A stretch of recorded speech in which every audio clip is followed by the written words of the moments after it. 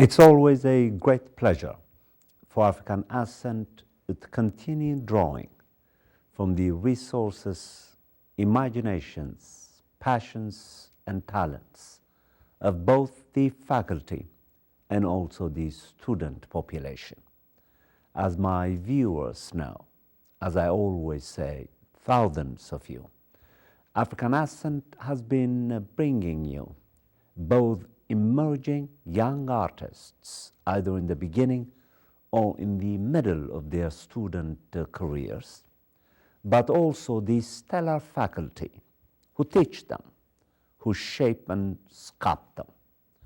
My guest this evening is a student that I was quite lucky to have discovered about 2 years ago in my ethics course, in which she undoubtedly emerged as one of the 2 best students that have had the honor to teach there. So impressed I was by her that I encouraged her to consider minoring in philosophy. You might be surprised, but there is a minor in philosophy at Berklee College of Music. She readily agreed and became a philosophy minor.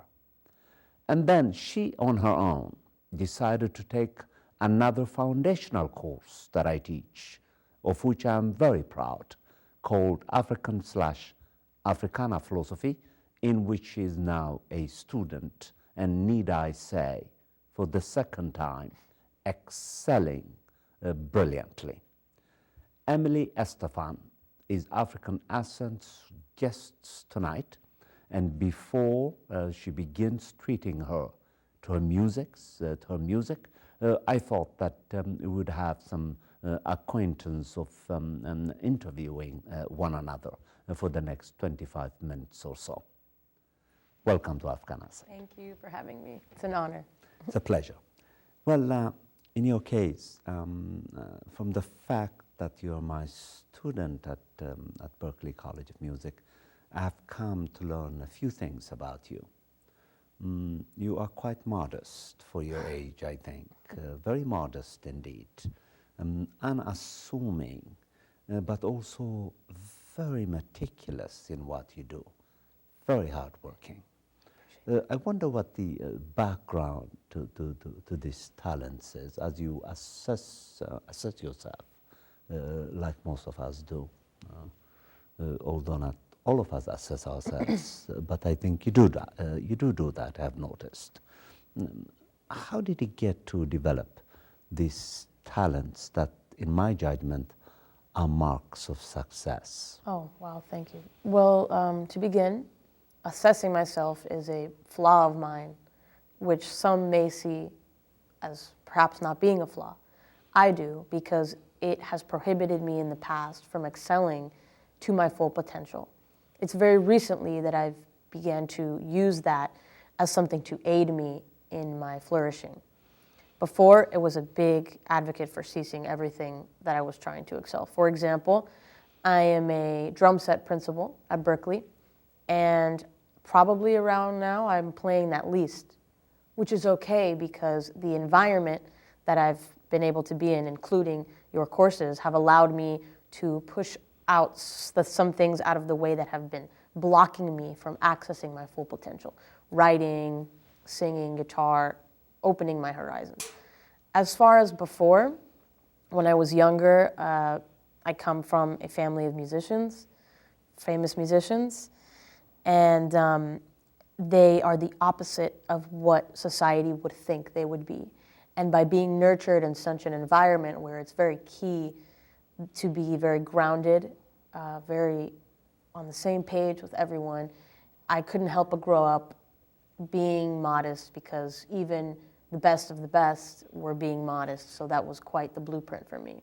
I can't see it any other way. Ego is not an option, it doesn't help, and we learn until we die, so we need to keep that attitude, I think. And as far as you could recall, at what point in your discovery of music did you experience that aha moment and you said to yourself, I want to play like that? you must have seen a certain musician maybe, or you must have listened to certain genres, or you must have somehow been enveloped, should we say, by a household musical culture, or a combination of all three. That must have somehow contributed to you to, among other things, give us at Berklee College of Music an opportunity to be your teachers. Well, to be honest, the aha moment didn't come until very recently, very, very recently. And it was alone with myself in a very empty, not empty in the sense of lonely, empty in the sense of the energy waves were very clean. It was very late at night. I can literally pinpoint it down to a moment. But as far as what led to that, all of the things that you listed are accurate. My household, you know, always musical, always exceptional musicians, always wanting to be where they were. All of the shows that I've seen from when I was very, very young until now, exceptional musicians. And even the shows, I've found that even the shows that you go to that may not resonate very much with you, push you even harder because you know how you don't want to be. And that's equally as important for a musician. You know, oh, well, you know, that's not the genre for me. At least I know now, etc. As far as that moment, it came my first semester here in a snowstorm. Locked up in my apartment all by myself, about 3:30 in the morning, holding my guitar. And I said, wow, you know, it's amazing how such a powerful moment could arise from such a lonely one, from such a dark one. And from then I realized just how, I mean, I'd seen it my entire life, how powerful writing was, but to myself, something clicked. I need to write. I need to say what I want to say. I need to get it across. And from then on, I used to be very nervous. Dropped that. I dropped anything except for just, you got to be yourself and just get yourself out there, what you want to say. Additionally to Roger Brown, our president rarely fails to mention humorously to me when he says, Teodros, if you can make musicians be interested in philosophy, then you must be doing something right. I wonder what he means. Why is it so difficult, do you think, for musicians to take something like philosophy, which is really about thinking systematically, reflecting, and coming to the conclusion after self-assessment that the reflective life, the systematic life, is simply good for you as a human being. That is what philosophy means to me. That's why I chose to practice that style of existence very much like you when I experienced that aha moment. But most people think that philosophy, defined in that particular way, might not interest artists, particularly musicians, which strikes me as profoundly incorrect and stereotypical. Yes. The reason I believe why that occurs is two. A, there is a population at Berklee who wants to focus on music and they have a closed-minded mentality. However, maybe they may be overlooking the fact that music has a lot of components, one of which is what you're trying to accomplish with your music. And to do that and to assess that, you need to nurture all aspects of your education. Personally, I believe that. That's where, you know, there's a split. I come across a lot of students who have a negative connotation about the liberal arts that we are required to take at Berklee. And granted, I think that maybe they should be more self-directed. That's the way in which I found philosophy. It's not at all required. I was interested, and from that a seed was born, and I get very many liberal arts in. I think maybe if it were more of a choice as, you know, which direction, then maybe more people would discover it. When it comes to philosophy itself in music, I think it is of the utmost importance because we need to assess the past and where we've come as a society, where we're going, what we think about that, whether we want to talk about it or not. And then also philosophy has to offer many things for the self. And when you nurture the self, then you can have a great product. So I think that I wish that everybody had to go through that cycle. I guarantee that it would make more well-rounded, better musicians. See. And correct me if I'm wrong, again, very much like you observe me as your teacher and your friend. I also observe you very carefully. I must, so that I can serve you best as a teacher. And one observation that I have of you is that you're not very happy with the world as it is, from the hints that I get from you in our classroom discussions. And correct me again if I'm wrong, from which it follows that you may be thinking about using music, certain dimensions of it, to make this world, this place, less miserable. That is correct, what you said. I focus on I love to write about, there's a lot of beauty in this world, there's a lot of love, a lot of light. It's around me. I'm blessed. However, others, many others, are not living in this beautiful, blissful life. What angers me is the ignorance of some of these subjects, the overlooking of some of these. And I would love to bring those to attention in a form where people can more easily access them. Some people aren't curious enough to do research, which it's a free world, we can do whatever we want. But if we make it accessible in a way that can at least trigger, some thinking, that's great. We need to move past many issues. And meanwhile, keeping in mind that there is beauty in this world. In our Africana philosophy course, for example, in which you are critically present and very hardworking, I appreciate the literature that you're consuming, because I'm giving you so much literature. It's amazing. And what you have learned, from what I have learned from you, as you summarize some of the readings, is that the unquestioned idea that what we call philosophy originated in Athens in 500 BC, when measured and judged by the alternative argument that what we call philosophy, as a matter of fact, originated about 2500 BC in ancient Egypt, Very much so. to which some of the major Athenian and non-Athenian philosophers, including Plato himself, Aristotle, Socrates, Pythagoras, Thales, Anaxagoras,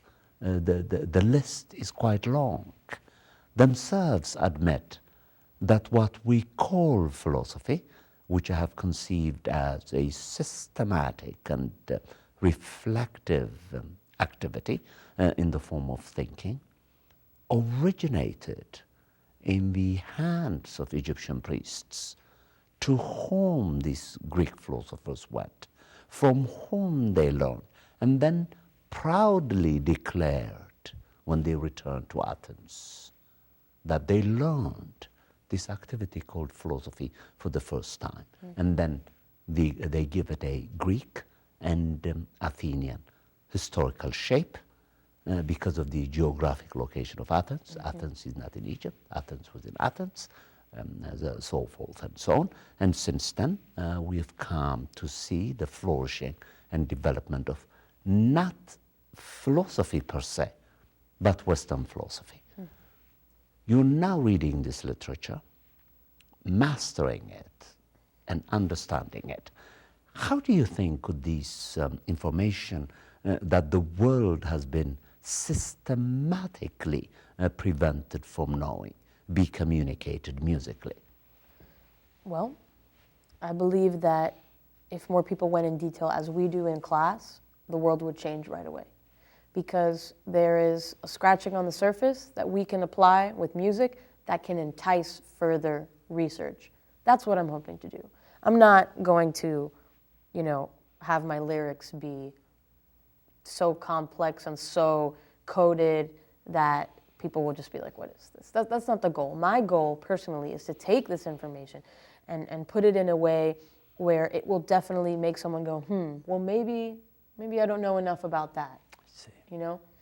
Later on, I'll be performing a song that I wrote a couple days ago, inspired by just a class a couple weeks ago of ours. And learning about this and reading about it really makes you feel so excited to have people know that. It's such a conversation topic. Anytime I have a moment, I'm like, oh, look what I learned the other day. You wouldn't believe, the extent of how much has been buried of information. And not only, in literature, because, people can say, literature, that can be changed, that can be false. Yeah, but science can't.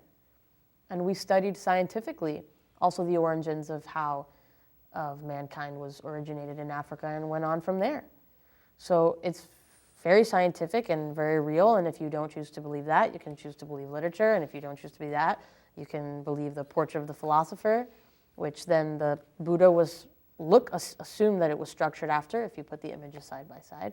It's amazing the things that we can find. The image of that Egyptian philosopher that we looked at, who looks very much like our image of the Buddha, who is sitting and looking at the stars, and the distinguishing characteristics of whom, according to that ancient Egyptian text, is reflectiveness, deliberateness, control of the passions, curiosity about texts and other cultures, modesty, actively looking for a transcendental force outside of one's body.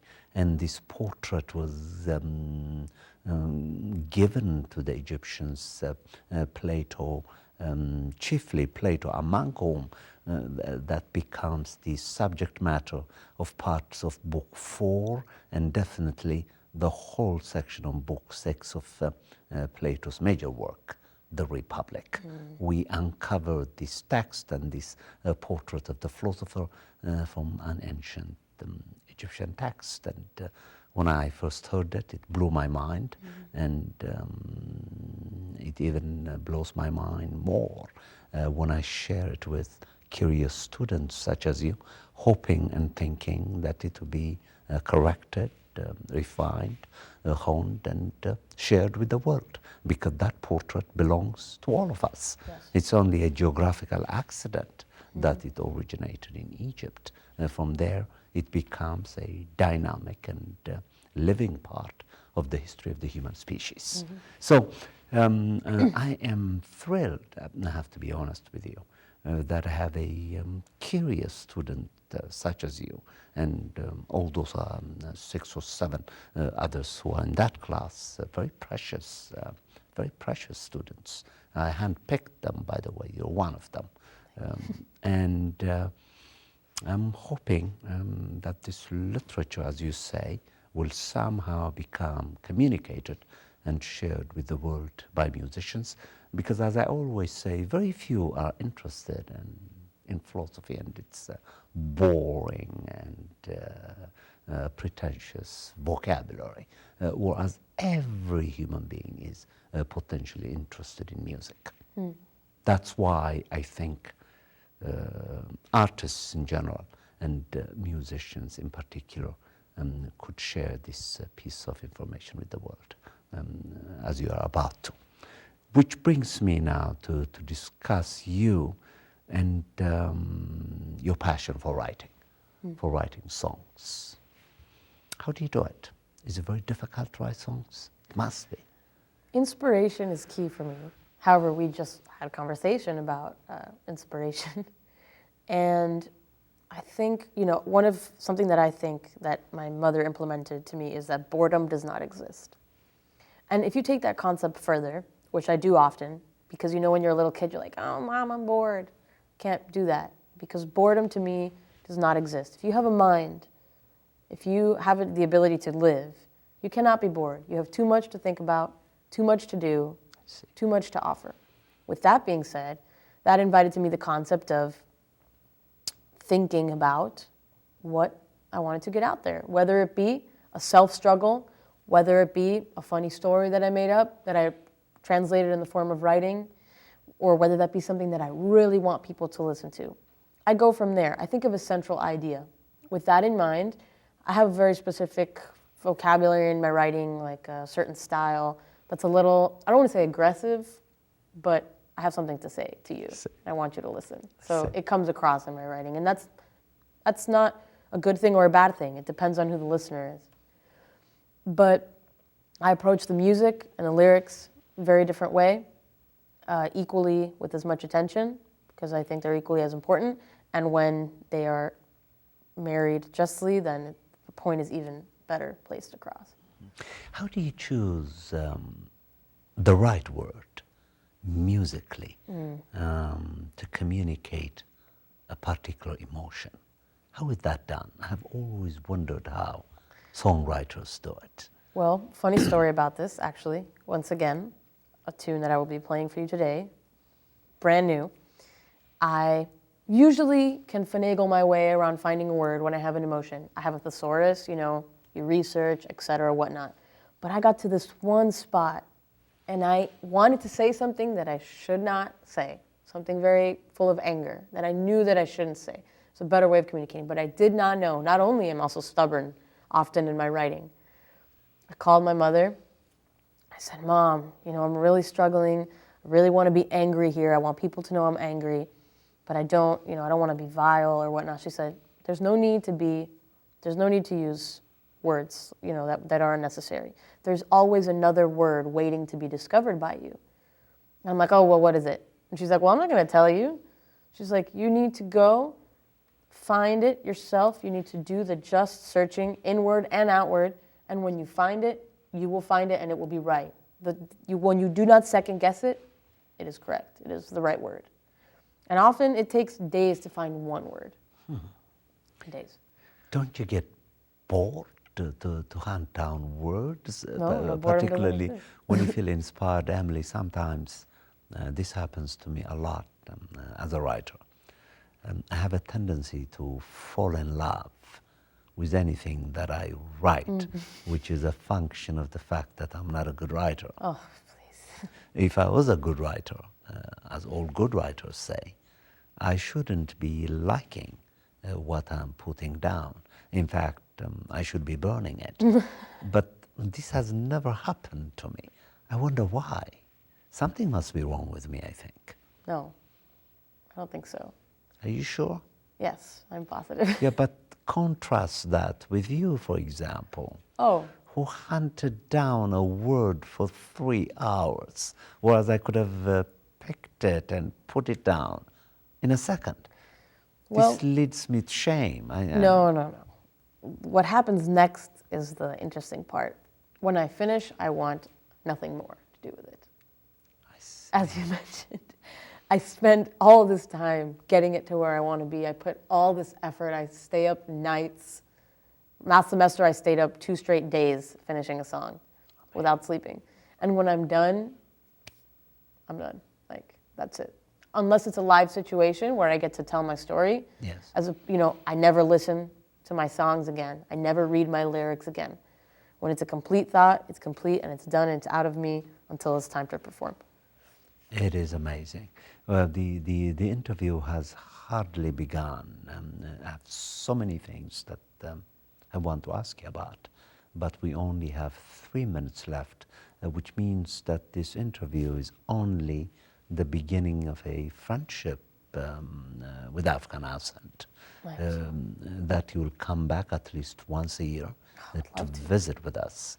It has been such a pleasure to talk to you, and I apologize for speaking so profusely. Oh, no. I did not mean to. No. I thought that I had enough time to get into further details. I haven't, We have about a minute and a half left. What would you like to say, 2 minutes left, what would you like to say to your colleagues tonight about music? Well, first off, I would like to thank you and everybody for having me. It's an honor. Secondly, I would like to invite all of my colleagues and everybody, whatever your profession, to go and learn things about the world. Learn things about where we came from, about where we're going. Don't just idly cruise through life. That's not why we're here. We're here to take what has happened and what will and make it something and learn about ourselves. And I think that with every profession, we can be better human beings by just learning. And philosophy is a great outlet for that. So, everybody. And how many songs are you going to play for African Ascent tonight? I'm going to do 4. 4 songs. And they're going to take about 25 minutes or so, you think? A little bit less. Yeah. If you have time, I would like you to pause between the songs and tell us about the songs. Because you're also going to play, I think, a song by the great Emily, the great mother. Yes. Gloria Yes. Estefan. Yes. And the Emilio Estefan. You're going to do a song by your mother, I think? Yes. Yeah. So you might want to say something about that when we get there. Of course. Well, we're about to take a break. It has been a pleasure introducing Emily Estefan, my very student at Berklee College of Music, of whom I'm very proud. Thanks for staying with us.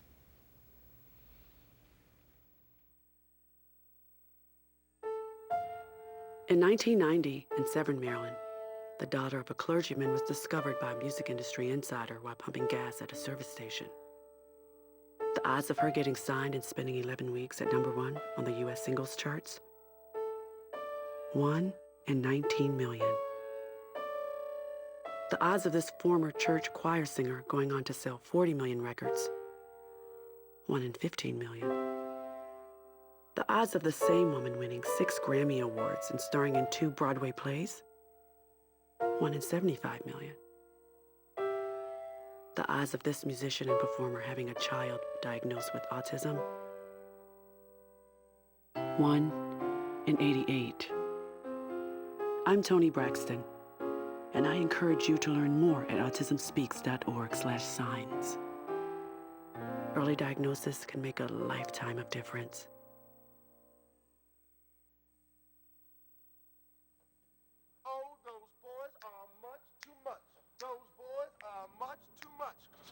We got the spirit, we're hot, we can't be stopped. We got the spirit, we're hot, we can't be stopped. We're gonna beat them and bust them. The smallest moments can have the biggest impact on a child's life. Let's get a little bit rowdy, R-O-W-D-Y. Take time to be a dad today. Call or visit fatherhood.gov to learn more. Look at me, hey. Raymond, look at mommy. Maybe the light hurts his eyes. Maybe she's just not hungry. Maybe he can't hear us. Maybe we're not stimulating him enough. Maybe it's a phase.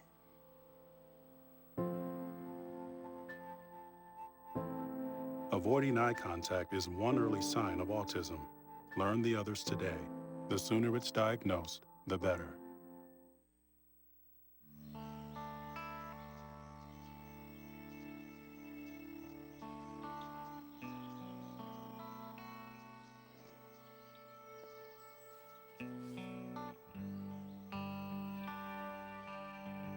This is the moment I knew his future had no boundaries. There are some moments only the forest can inspire. Find yours at discovertheforest.org.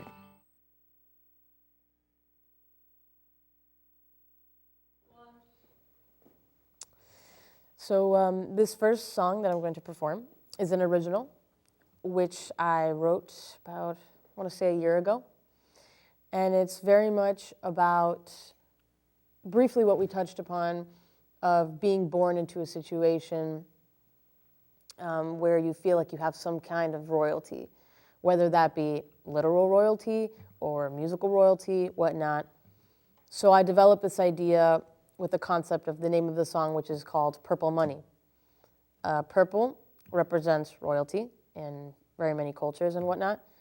And money I used as a term to tie in the aspect of the riches in whatever sense they may be. I hope you guys enjoy it. It's called Purple Money. Here it is.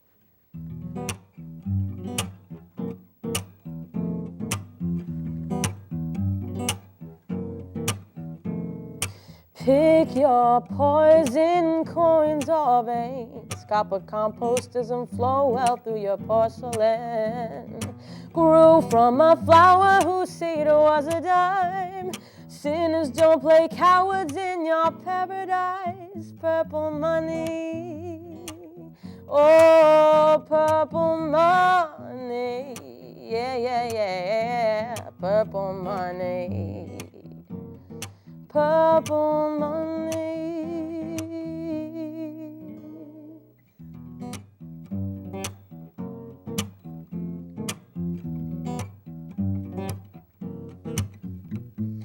Writing books on who won wars. Paper paid the answer for the curious souls. Playing with the pieces of a broken game. You can claim your victory, tell me your last name. Purple money, oh, purple money, yeah, yeah, yeah, purple money. Purple money, keep believing it's the way. Rich with power, but they'll pay.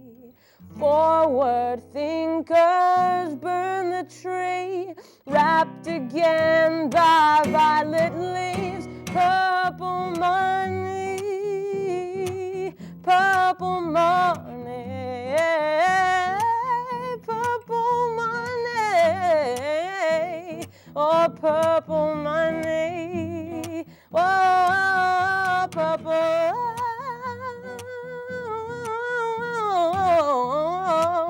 purple money, money, purple money, purple money.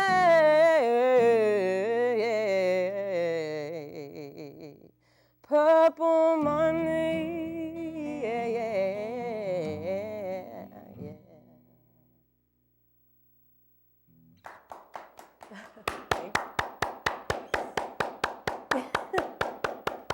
Thank you. This next song, very important to me, by my mother. It's called Path of the Right Love, and special for many reasons. First off, she came to visit a little while back, and came to one of the professor's philosophy courses in which we were talking about the power of communicating through the music itself, and she brought up one of her tunes, which is the one I'm about to sing. And it's about choosing the right way to direct your love and in which manner. Very important to me. Path of the Right Love. Check it out, guys.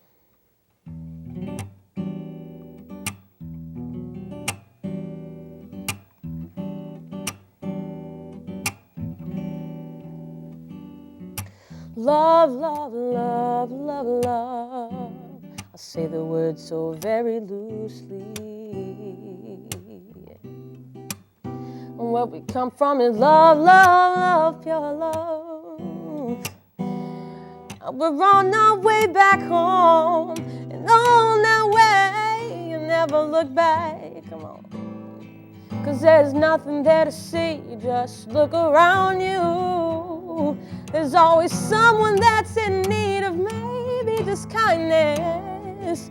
As we watch each other bleed from wounds we choose to never lose.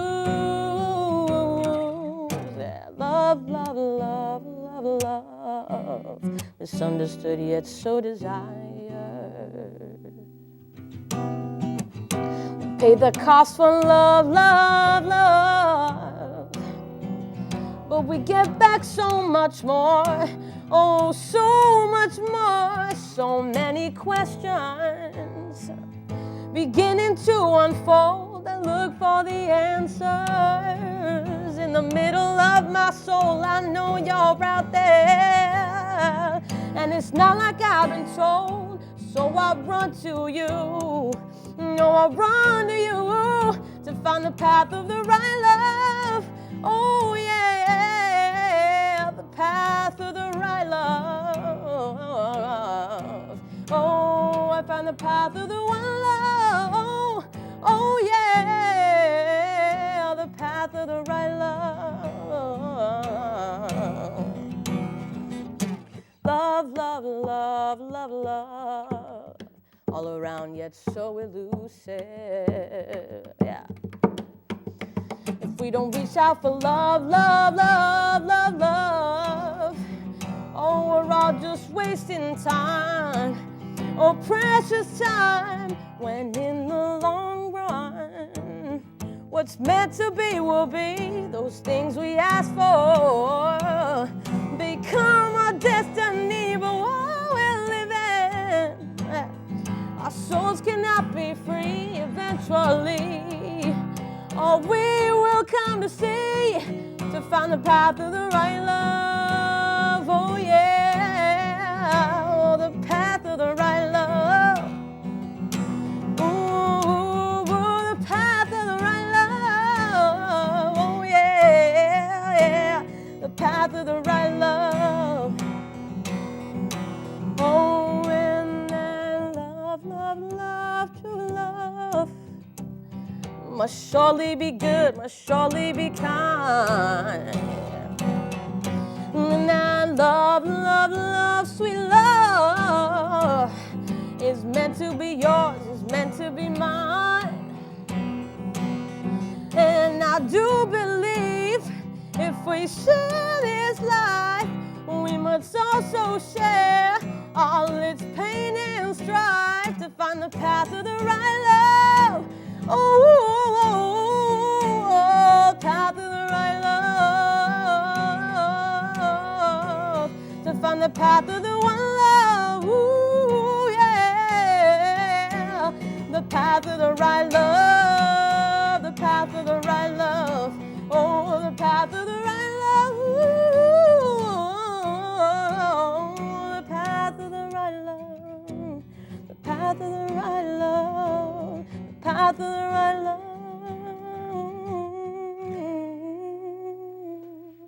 path of the right love.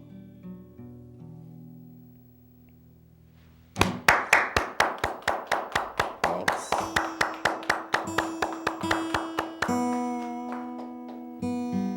Alrighty, so this next tune, this is not my tune. However, it has something very important in my heart.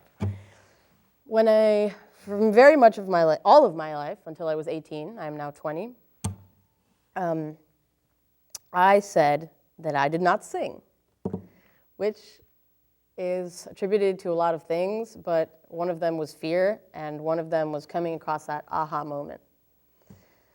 When that happened, my family was very happy, and I don't consider myself a vocalist. I really don't, because I have so much respect for the art and so much to learn about it. However, I was given the amazing opportunity of being able to perform at the Hollywood Bowl, which is an institution for the greatest acts that have been able to perform, and I am extremely lucky to have been able to do so. And, you know, there's a song by Connie Francis called Where the Boys Are, so I'm about to perform for you. But my mom covered that tune, and growing up, I just listened to a lot of 50s music. It holds a very important place in my heart. For some reason, this song just always gets to me in a way that makes me remember that feeling, that excitement about music that a lot of us forget along the way. Especially studying at Berklee, it's very easy to move past the excitement about music, and this tune always just seems to get me excited about it. And ironically, it's harmonically very, very diatonic, very, very simple, but sometimes the simplest melodies come across the most powerful. This is called Where the Boys Are. This is not the song. This is the tuning song. Okay.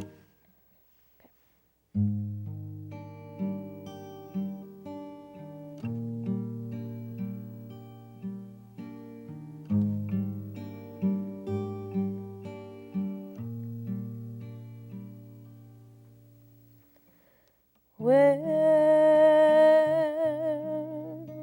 the boys are. Someone waits for me.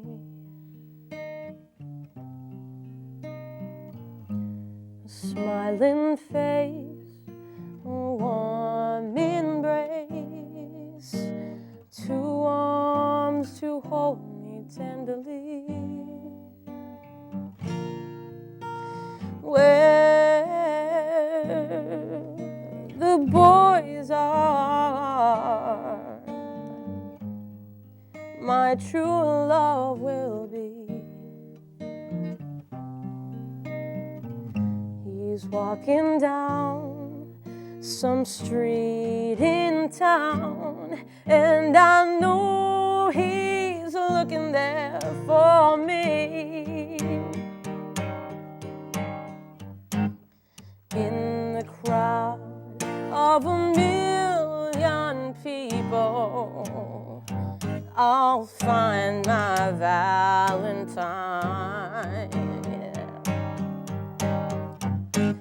Then I'll climb to the highest steeple and tell the world he's mine. Till he holds me, I'll wait impatiently. Where the boys are, where the boys are, where the boys are.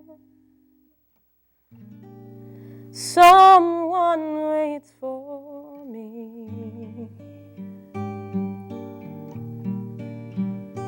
Someone waits for me.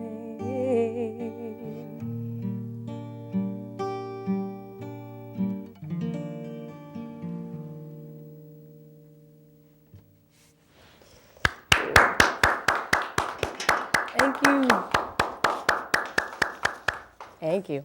All right, so this next tune, we're going to go through this together because brand new, very excited to share with you guys. I want to thank everybody who had to do with getting me to be on the show. I really appreciate it. And also our classes for being an inspiration for me to write something. And I consider writing an extension of everybody who had a piece to do with it. Because without any one of the instrumental pieces, it wouldn't get done. Song is called I Just Want This, parentheses, to Be Over. And it addresses the topic of continued racism in this world and how we need to not forget about it and keep it a part of our daily thoughts. And I think that it applies, the chorus, I just want it to be over, I think it applies to so many things. This was just a focus of mine this time because it's been so on my mind recently and in my studies. Hope you guys enjoy it.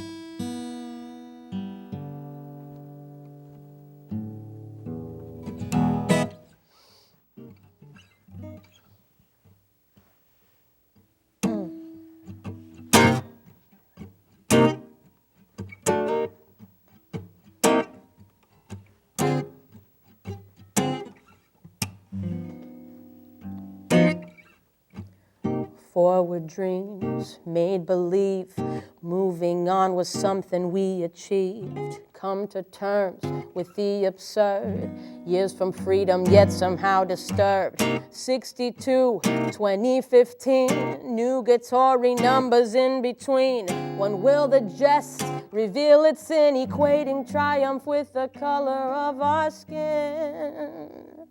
I just want it to be over, I just want it to be through, to be through, yeah, I just want it to be over, I just want it to be through, to be through,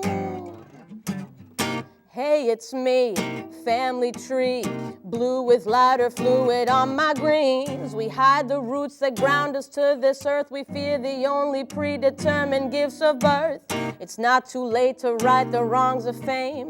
Forgetful is the only man to blame. Increase the zoom, let's focus in. Raise your girls to be Martina Luther King. Yeah, and I just want it to be over. I just want it to be through. To be through. I just want it to be over. I just want it to be through. To be through.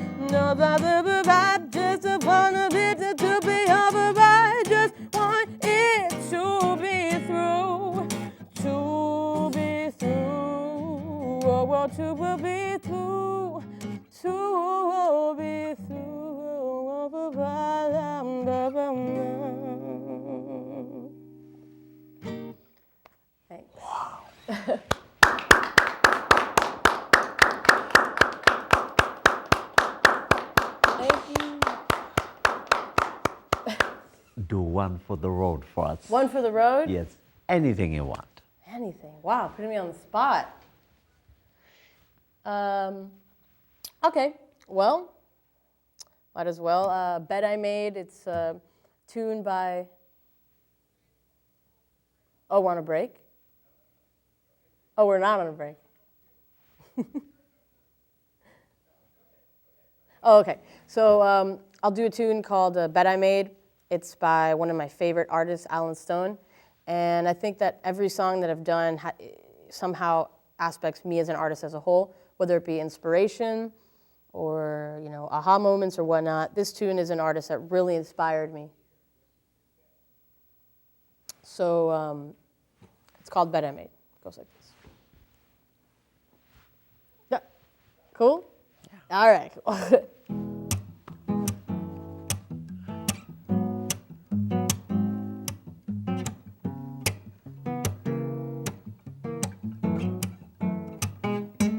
Took a plane over the stars. It didn't get me very far, 'cause all my problems, they follow me. And I flew to the moon, but it wasn't far enough away from you, 'cause all my problems, they follow me. And every night I close my eyes, all my troubles fade, yeah. Every morning when I rise, I'm just sleeping in this bed I made.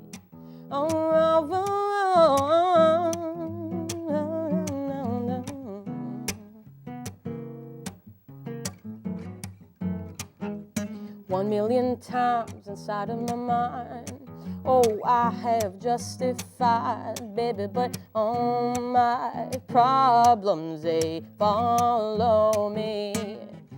And I discovered a way to cleverly avoid the blame. But all my problems, they follow me. Oh, and every night I close my eyes, and all my troubles fade. Every morning when I rise, I'm just sleeping in this bed I made. I can't outrun the pain. Should have chased these demons as they came. And what I wouldn't trade, to make room in this bed I made. Yeah. 'Cause every night I close my eyes, all my troubles fade. Every morning when I rise, I'm just sleeping in this bed. I'm just sleeping in this bed. I'm just sleeping in this bed I made. Yeah.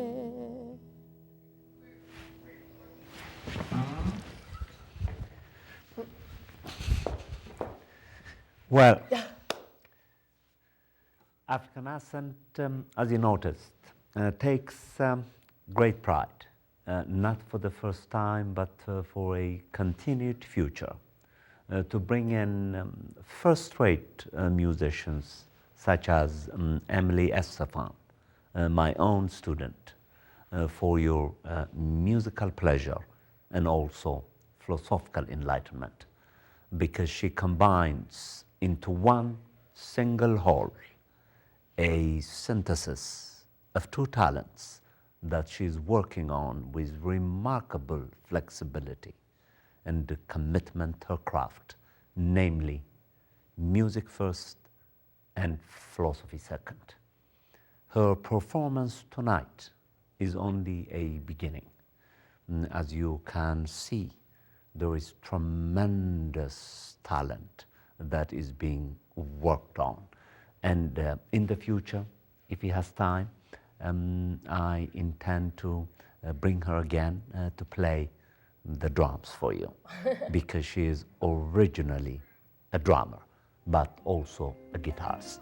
This has been your host, Teodros Kiros, for African Ascent.